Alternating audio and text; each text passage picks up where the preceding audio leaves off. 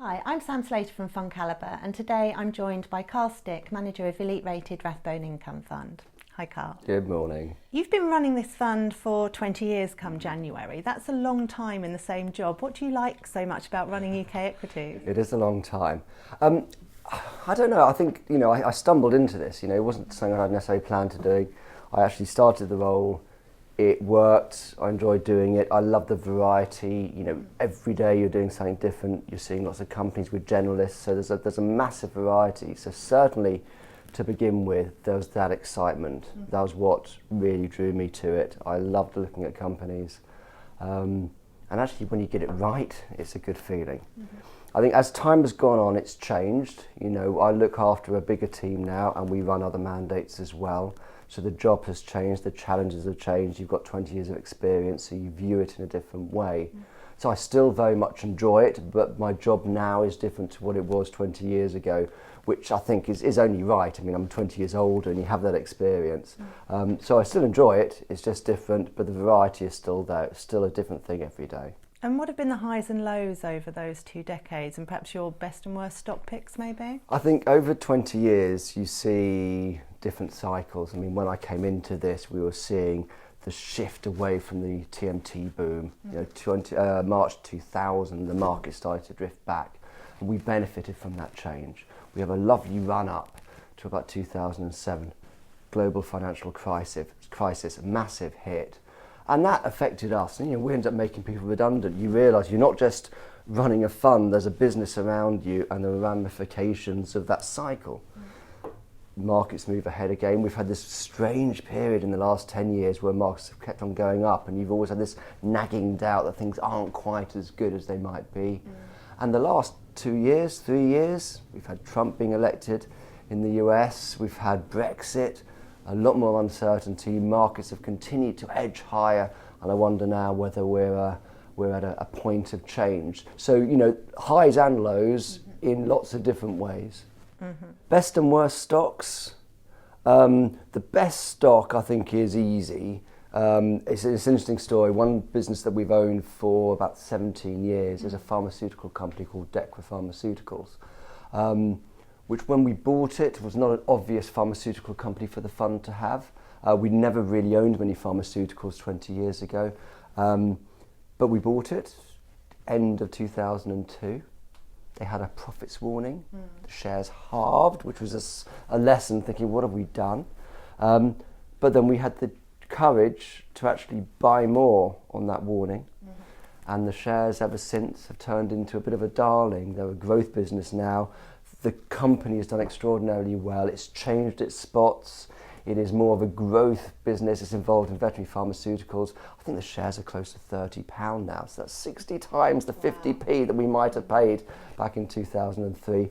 And one final point, the chief executive at Ian Page, who's been running it all that time, he has changed a small business to one that is very, very large now and massively successful. So he's changed as the business has changed. It's a terrific story. Worst stocks, far too many to mention, Sam, far too many. No, the thing is though, I think, there are always going to be things that go wrong, and they always hurt and you always remember them. I think the biggest lesson was actually from a sector where we performed very well. We bought car retailers when they were really cheap at the start of the 2000s. And there was a point in time when one of our holdings, called European Motor Holdings, was bid for, and the management came in and said, you know what, this is far too expensive, we've got to accept the bid. Which was terrific for us, but what we didn't do was sell our remaining exposure to that sector. Somebody said to us, the shares are too expensive, the sector's too expensive, and we ignored that advice. And over the next couple of years, 2 or 3 holdings that we had in that industry really hurt us when the global financial crisis hit. And over the past 20 years, you've had incredible success raising the dividend on the fund. I think in 19 of the past 20 years, it's gone up.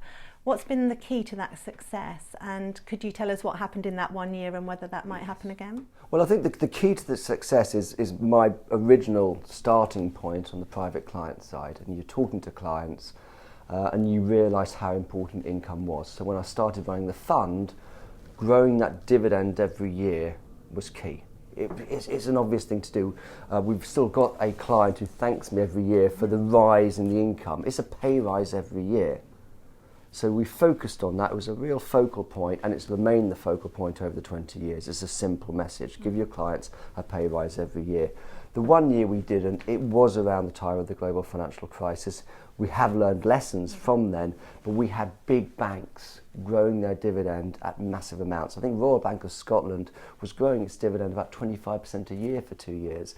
That terrific growth, we should have realised it wasn't going to last. So when they cut their dividends, when we had that big shock, we had to reduce our distribution. Not by as much as the market, but we still had to reduce it and rebase it. And contrary to how people might think you might invest, you recently topped up a position in a company called AB InBev, which had actually cut its dividend. Why would you do that? Well, AB InBev is a global beer business. It's a terrific business. We only had a small holding in it. People have been very worried about the debt on its balance sheet. After when it decided to buy SAB Miller, it had geared up to do that. Now, the management were quite relaxed about that, but investors weren't. We had this small holding. Management decided, you know what, we're not being rewarded by paying out a high dividend. We will reduce the dividend and work more at paying down the debt. And the shares recovered on the back of that. Our view was that we were actually welcoming that dividend cut. The moment they did that, the business risk is reduced, the financial risk is reduced. We're actually going to get better dividend growth from that lower point. So we actually bought on the dividend cut because we felt the business and the financial risk had been lessened by the management actions. And coming back to the present day, we've got, as you say, President Trump. We still have Brexit hanging over our heads. There's talk now of a recession in the UK, perhaps in other countries as well. How does this impact how you're investing in the fund, how you're positioning it at the moment? Well, we've always said, look, we're never trying to predict the future. We've got no idea, and anybody who says they can, obviously, it's madness. So what we do is we try and balance risk across the portfolio. It's never a case of let's put all of our chips on black and just hope we're right. So we have a balance of risk, very much focused on the prices that we're paying for stocks. So we do have exposure to the UK because we think it's cheap, but there's a massive risk there around Brexit. And it's not so much October the 31st, irrespective of that date, is that we're only at the start of the road. You know, there's a lot more to go. But how much of that is priced in, these stocks may be cheap. Globally, we've got a lot of businesses that have done really well and the share price has reacted accordingly.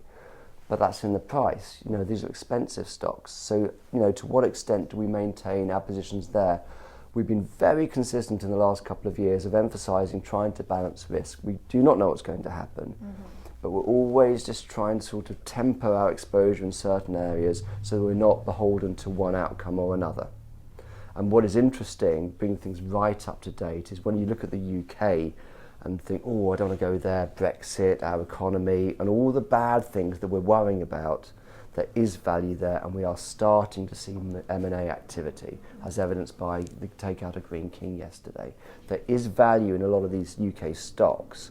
It's how patient you're willing to be and how much business risk you want to take on within the portfolio. That's great. Thank you very much indeed. No problem, Sam. For more information about Elite Rated Rathbone Income Fund, please visit fundcalibre.com.